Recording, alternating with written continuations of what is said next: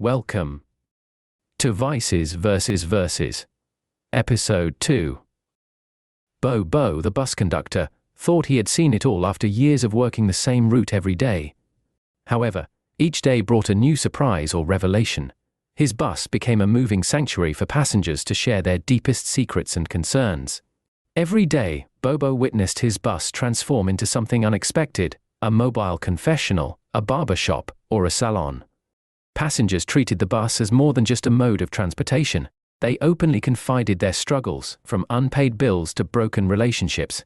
Some even complained about the lingering scent of fish from the neighbor's house every Sunday and Wednesday. It was a surreal experience to witness people treating the bus as a safe space to share their personal stories while skillfully dodging paying their fare. This particular morning, the bus was packed more than usual. A heavy-set woman adorned in a colorful scarf bemoaned today's high prices to a young man who seemed more interested in his phone than her problems. She tapped the young man's shoulder and rambled about how things differed from her younger days. At one point, she told the young man, "I remember the days I would feed chicken gizzards to my dogs. But now I can't even afford it for myself." Meanwhile, a seemingly young mother was engaged in a heated discussion with her teenage daughter, who looked constricted in her rebellious outfit and had a defiant look in her eyes. The mother was asking her daughter about her whereabouts the previous night. Their argument seemed to escalate as the mother exclaimed, "I swear I would send you back to your father if I knew who he was."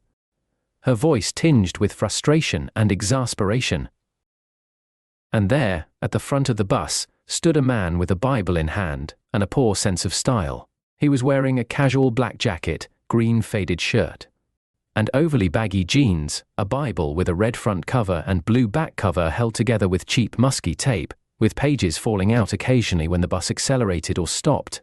He was loudly reading Psalms 37:21, "The wicked borrows and does not pay back, but the righteous is gracious and gives." Bobo rolled his eyes at the few dollars and pennies in hand. The bus stopped at a red light, and Bobo in a sharp voice yelled, "All right everyone, pay up or get off." The passengers started rummaging through their bags, but many just looked away, pretending not to hear. "Hold on there, Bobo," said the woman seated at the back of the bus, chewing sugarcane and spitting remnants on the bus floor. "I'm not getting off until Mr. Man pays me back the $50 he owes me." Bobo released a deep, weary sigh. Before he could utter a word, a new passenger entered the bus. The newcomer was a tall, burly man with a commanding presence.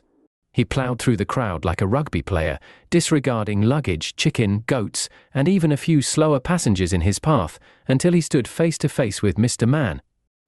Grabbing him by the collar, the towering man fixed his cold, penetrating gaze upon his potential victim. He demanded firmly, "I want my money now." Mr. Man, now 1.5 feet taller than everyone on the bus, his feet dangling like a toddler on a bar stool, looked around, sweating. He dropped his Bible face down. The blue cover faced the back of the bus, and the red cover faced the front. A few pages were scattered on the floor, others were underneath the seats, and some were still in the air, dropping like autumn leaves. The bus driver, utterly bewildered by the escalating chaos, began driving without looking back, unsure what to do next. A chicken feather that had been gently floating for a while dropped on a loudly snoring man and tickled his nose. Startled, he jolted awake, only to find a Bible page covering his face. The woman beside him quickly ducked under the seat, where she heard a scared male squeak. "Don't push me. I was here first." The sleeping man usually ignores the commotion on this bus, but not today. As he lifts the page from his face, he notices that it's from Ecclesiastes.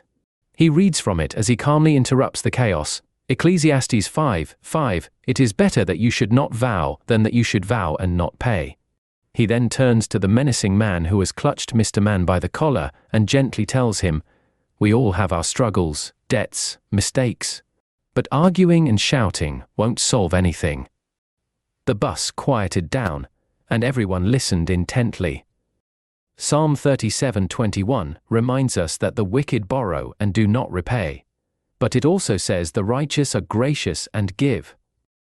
Let's show some grace today. A rush of air filled Mr. Man's lungs, making his breathing return to normal. His throat, though tender and sore, started to relax as the massive specimen of a man loosened his grip and nodded humbly. The passengers murmured in agreement. The figure dozing in the seat was none other than Father Mike, a respected figure in the community known for his wisdom and keen observations. He woke up and stopped all the chaos. Showing genuine empathy for Bobo's predicament, he smiled warmly and said, "Bobo, I appreciate your patience." Then, to everyone's surprise, he firmly grabbed Mr. Man by the collar and booted him off the bus, and his protests faded into the background. Stunned into silence, hearts raced as the other passengers began to dig into their pockets, socks, and even hair weaves, miraculously finding their bus fare, exact change, and even paying for return tickets. It was a revelatory moment for bus fares. The end.